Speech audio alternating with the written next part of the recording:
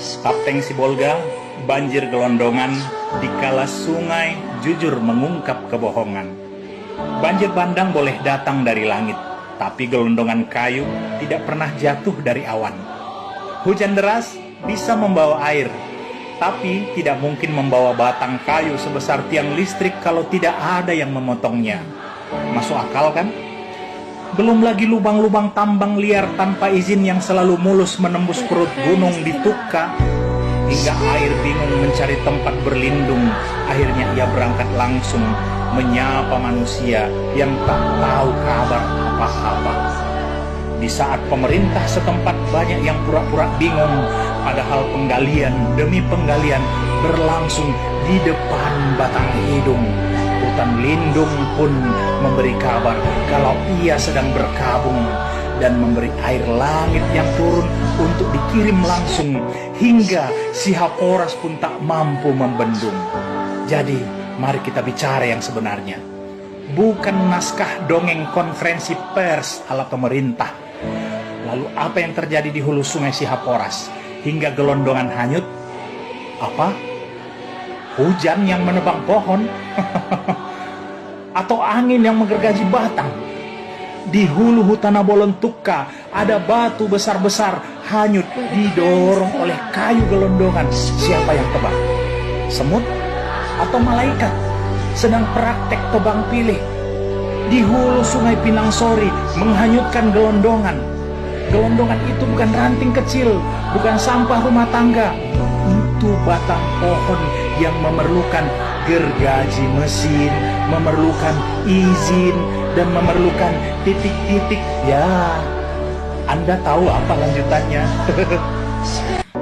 Apa yang terjadi di hulu sungai sehingga kayu gelondongan nyangkut di jembatan Anggoli, batas Tapteng dan Tapsel, sampai-sampai jembatan bukan lagi infrastruktur publik, tapi berubah fungsi jadi tempat parkir kayu ilegal setiap kali hujan turun.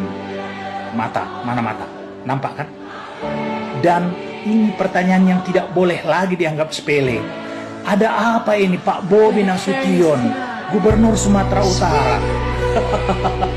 Sehingga kayu gelondongan besar-besar hanyut di Sungai Batang Toru yang hulu sungainya melewati Taput. Ada apa dengan Taput? Tapsel. Ada apa dengan Tapsel? Hingga berujung ke Tapteng. Ada apa dengan Tapteng? Hutannya maksud saya. Apa yang sebenarnya terjadi? Apakah banjir bandang sedang mengungkap apa yang selama ini disembunyikan dalam kebohongan? Atau sungai sedang berkata jujur sementara pemerintah sedang sibuk mengarang alasan? Karena wajar kalau air meluap, tapi tidak wajar kalau hulu sungai berubah jadi jalur distribusi kayu ilegal. Tidak wajar kalau batang pohon seukuran pelukan manusia bisa hanyut seperti sampah plastik. Tidak wajar kalau bencana justru membuka buku besar perusakan hutan yang selama ini ditutupi rapi lagi-lagi dengan kebohongan. Lucu ya, setiap kali banjir pemerintah menyalahkan cuaca ekstrim. Tapi kayu gelondongan yang hanyut ini mau disalahkan ke siapa? Ke hujan? Ke badai? Ke Tuhan? Tuhan pula mau kalian salahkan. Ini bukan bencana alam. Ini bocornya skandal kebijakan. Ini kegagalan pengawasan. Ini rapot merah penegakan hukum. Atau ini kebrengsekan pemerintah. Karena hulu yang gundul bukan terjadi dalam waktu semalam. Sungai yang penuh gelondongan bukan terjadi tiba-tiba. Dan banjir bandang kali ini seperti berkata, selama ini kalian tutup mata. Sekarang lihatlah sendiri apa yang kalian biarkan terjadi. Sibolga Tapteng tidak hanya kebanjiran air, tapi kebanjiran bukti pemerintah yang abai.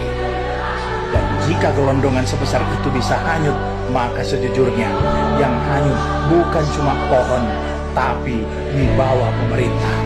Sampai sini kalian paham? Mengartinya muna, lihat tuh si muna dulu. Oh, di sana, Horas.